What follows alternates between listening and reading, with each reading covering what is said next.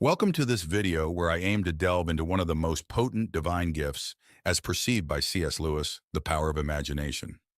C.S. Lewis possessed a fascinating perception of the imagination.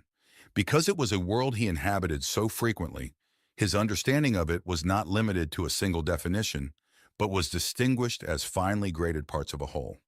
This enabled him to wield one of his greatest powers as an author, using imaginative depiction to enable readers to see a particular thing or truth more clearly. This nuanced understanding has important implications not only for deepening our understanding of Lewis, but for how we use or abuse our own imaginations in matters of life and faith. In his autobiography, Surprised by Joy, Lewis outlines three distinctions of the imagination. First, he describes wish fulfillment, which he also calls reverie or daydream. This is often an unhealthy use of the imagination. It is self-referential and positions the self as the center of the universe and hero of the story. We can easily relate to this. Our daydreams of wealth, power, sex, heroism, and fame are rooted squarely in this type of imaginative fantasy. If we're honest, we employ this function of the imagination on a daily basis, often without awareness. The second distinction is invention, at which Lewis was so proficient, the power of depiction, of clarifying one's vision. It enables us to see the world as it is, not as we wish it to be. The benefit here is an enlargement of our being, of seeing the truth of something more deeply through a skillfully composed image or a well-told story. The third distinction of imagination describes the perception of realities beyond us. This includes experiences of what Lewis calls joy. He writes that of the three categories of imagination, this is the highest, even the only distinction that truly matters. This joy is concomitant with Sehnsucht, a deeply emotional German word denoting an ardent and unfulfilled longing. The end of this imaginative joy is to orient our longings toward a true object, one who will fulfill these longings at the appointed time. Though Lewis writes extensively about his experiences of joy, the highest attainment of the imagination, his power as a writer is centered in the second distinction of imagination, depiction. For readers, this ability to craft images and story contributes to an enhanced clarity and understanding of the world. Lewis writes elsewhere that reason is the natural organ of truth, but imagination is the organ of meaning. Stories and imaginative depictions bring truths to life out of the dry-as-dust regions in which reason often strands us. This does not mean we should denigrate the truths of reason. Rather, we should recognize that the imagination gives us an additional bearing on reality. However, the imagination as truth-bearer is often misunderstood. We relegate its function and primary use to that of childhood or to the strictly imaginary, which we might equate with falsity, thereby debasing it of any meaning or significance. We rarely understand that our imaginations are a vital source of meaning. The American poet and author Wendell Berry corrects this misapprehension.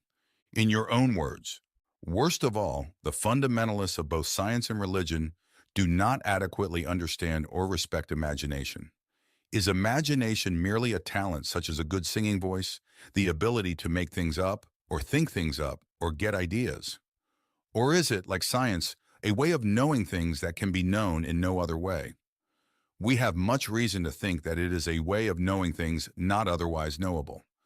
As the word itself suggests, it is the power to make us see, and to see, moreover, things that without it would be unseeable. In one of its aspects, it is the power by which we sympathize. By its means, we may see what it was to be Odysseus or Penelope, David or Ruth, or what it is to be one's neighbor or one's enemy. By it, we may see ourselves as others see us. It is also the power by which we see the place, the predicament, or the story we are in. Reason provides only half the story. Imagination makes up the difference. It enables us to see not only the manifest reality of the world around us, but the greater story in which we are participants, the story that is being told for all time, past, present, and future.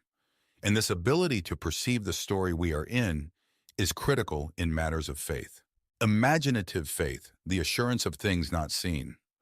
When we exercise faith, what else do we use but our imaginations? We wrap words around things in the world to define them and gain greater clarity. The word definition means of the finite. Thus we use our reason to understand the particulars of our world. But God is infinite. He breaks the category of definition. We can't wrap words around him, and our reason collapses in attempting to apprehend him. To understand God at all, we must speak by what the medieval scholastics called the way of analogy. Jesus himself spoke about the kingdom of heaven only in parables or similes. That is, he used depictions of the imagination that would allow us to grasp, in human terms, a dim idea of God's attributes. Thus, Jesus says that the kingdom of heaven is like a man who sowed good seed, like yeast, like treasure hidden in a field, like a merchant looking for fine pearls. Each of these is a depiction of a thing from human experience using an analogy that allows us to apply our imaginative grasp of that thing to God. We see when we see at all only through a glass darkly. Scripture informs us that faith is the assurance of things not seen, that is, things that cannot be discovered through discursive reasoning. The imagination helps us maintain and grow this tenuous position. It enables us to speak of heaven and of Sehnsucht, of all that we yearn for that cannot be fulfilled on earth. So we need a greater understanding of and respect for the imagination and how it can provide truth about reality in ways that our reason alone cannot. Lewis spent the early years of his life attempting to reconcile the divided parts of his mind. How could imagination ever be a source of truth comparable with reason? He loved and valued imagination, but his materialistic worldview wouldn't allow him to believe it was anything more than make-believe. He wrote a poem, titled Reason, about this essential division in his mind. In the poem, he asked this question: who will make imagination's dim, exploring touch ever report the same as intellectual sight? I believe this split is present in the minds of many followers of Christ today, a division that simply does not give credence to imagination as a primary factor in how we understand and approach God.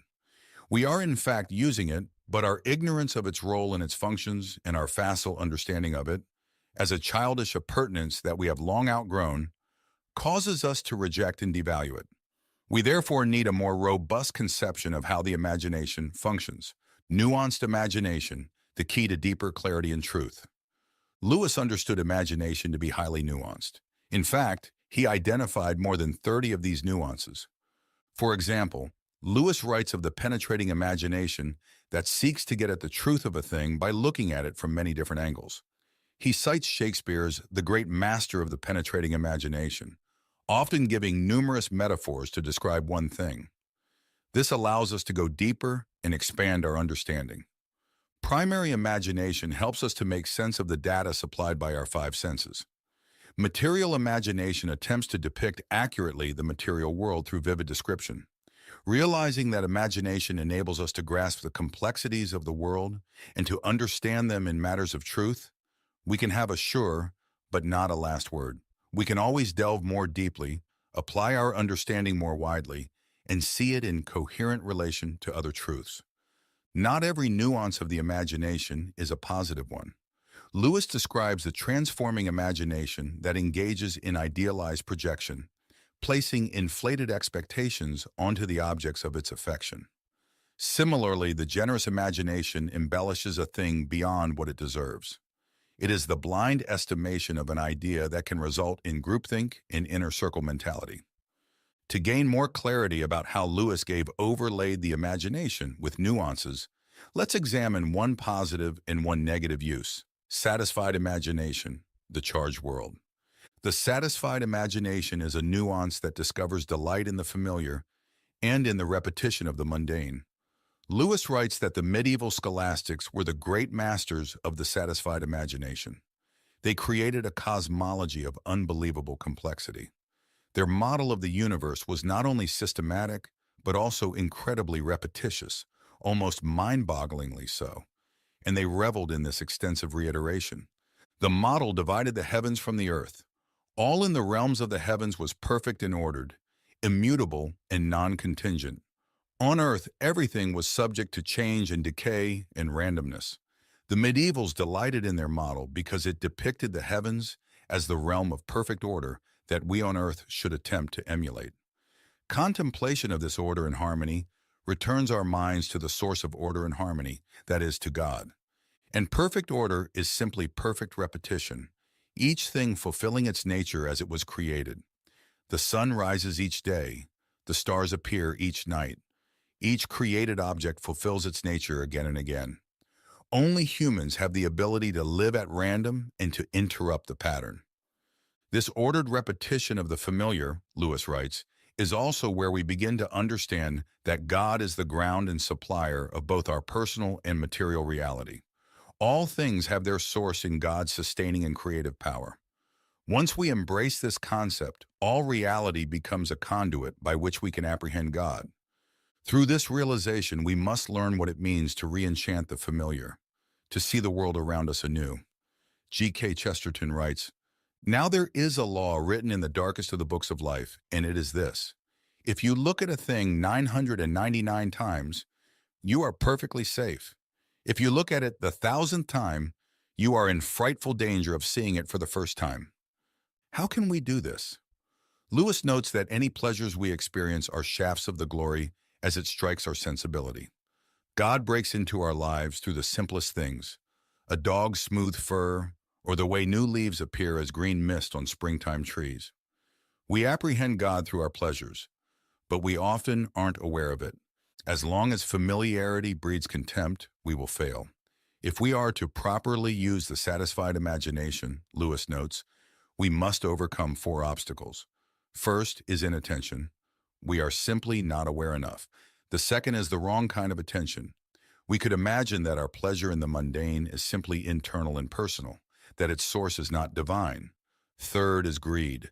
We want the experience again and again.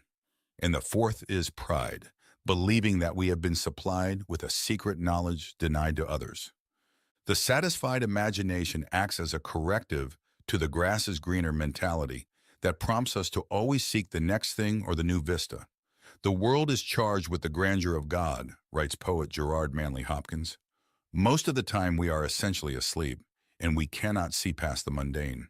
We must come awake and stay awake if we are to fully use the satisfied imagination and experience Chesterton's 1,000th look. Controlled imagination. Virtue as fantasy. The controlled imagination is a negative use. It projects self-seeking desires onto others to gain ascendancy over them. It is akin to the distinction of imagination that Lewis labels wish fulfillment. The self becomes the center of the universe. The controlled imagination can also be what Lewis calls servile. Contrast this with the free activity in which the self is not central to the thing imagined. The servile activity fuels the controlled imagination with images and wish fulfillment dreams that keep us imprisoned within a fantasy world. George MacDonald writes that the one principle of hell is, "I am my own." Perhaps Lewis's best example of the embodiment of the controlled imagination is in The Screw Tape Letters, a fictional work in which a junior devil attempting to guide a human soul to hell is advised by his uncle about the best tactics to use to accomplish this diabolical work. The most fatal aspect of the controlled imagination is its propensity to encourage a willful ignorance of our inner life, all the motives and machinations that seethe below the surface of our minds and souls.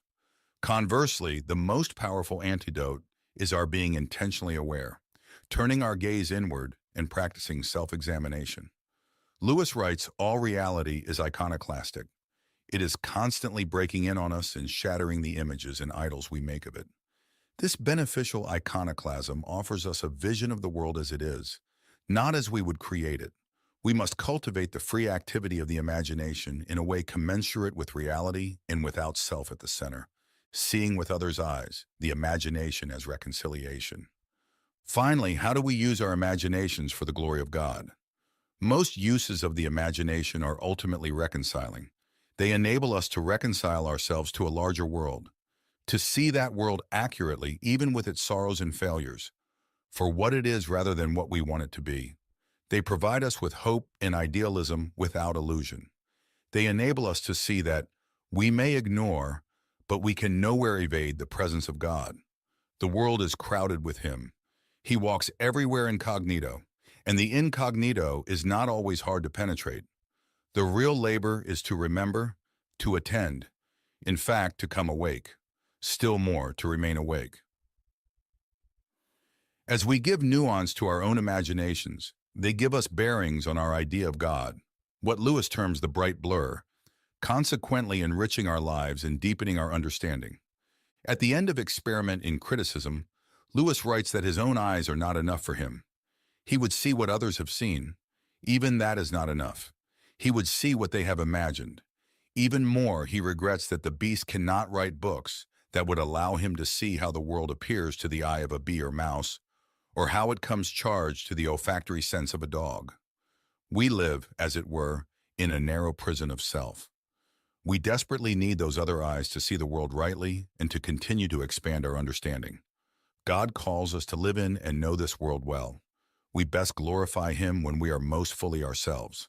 That is, when we are most like Him and most clearly seeing His creation. The rightly used imagination helps us get there.